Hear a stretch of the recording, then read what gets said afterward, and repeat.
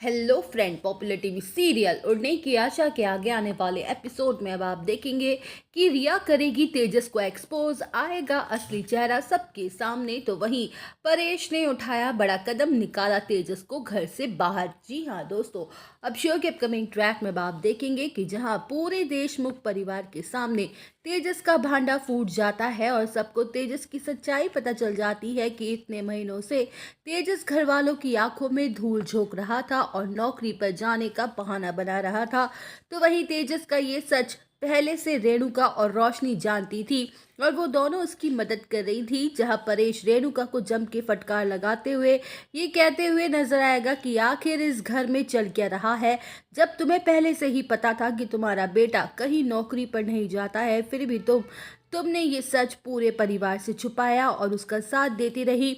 और बेचारी सायली को तुम कितना कुछ नहीं सुनाती हो, जबकि वो बच्ची दिन रात सारे घर के काम अकेली करती है, पूरे घर को संभालती है, फिर भी तुम ना तो उससे कभी सीधे मुंह बात करती हो और ना कभी तुम्हारे मुंह से उसके लिए दो शब्द तारीफ के निकलते होंगे। और तुम चाहती हो कि हम इस निठल्ले नाकारे तेजस की हम सब लोग इज्जत करें, इसकी तारीफ करें।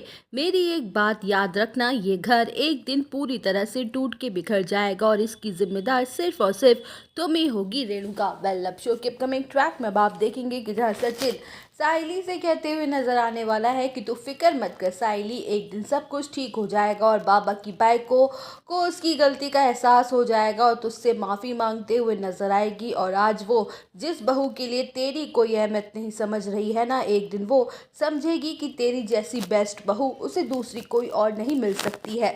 वेल, अब शो के अपकमिंग ट्रैक में अब आप देखेंगे कि जहाँ सचिन की बातें सुन के सायली इमोशनल हो जाएगी और कहते हुए नजर आएगी कि मैं आई बाबा से बहुत प्यार करती हूँ और हमेशा उन दोनों को अपने साथ ही रखना चाहती हूँ, लेकिन आई मुझे बिल्कुल भी पसंद नहीं करती हैं। मैं अपनी पूरी कोशिश करती हूँ उन्हें इम्प्रेस करने की, उन्हें खुश रखने की, लेकिन उन्हें मुझ में कोई अच्छाई तक नहीं दिखाई देती है।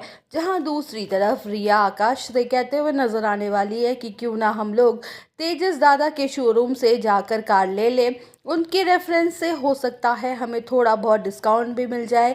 और वैसे भी ना तो हमें कार के बारे में कोई नॉलेज है और ना ही चलानी आती है। जहां आकाश कहते हुए नजर आएगा कि कोई बात नहीं, एक बार कार आ जाएगी तो हम ड्राइविंग भी सीख लेंगे और घर वालों को भी आराम हो जाएगा। तो दोस्तों, और अपडेट जानने के लिए बने रहिए हमारे साथ। वीडियो को लाइक, चैनल को सब्सक्राइब करना ना भूलें।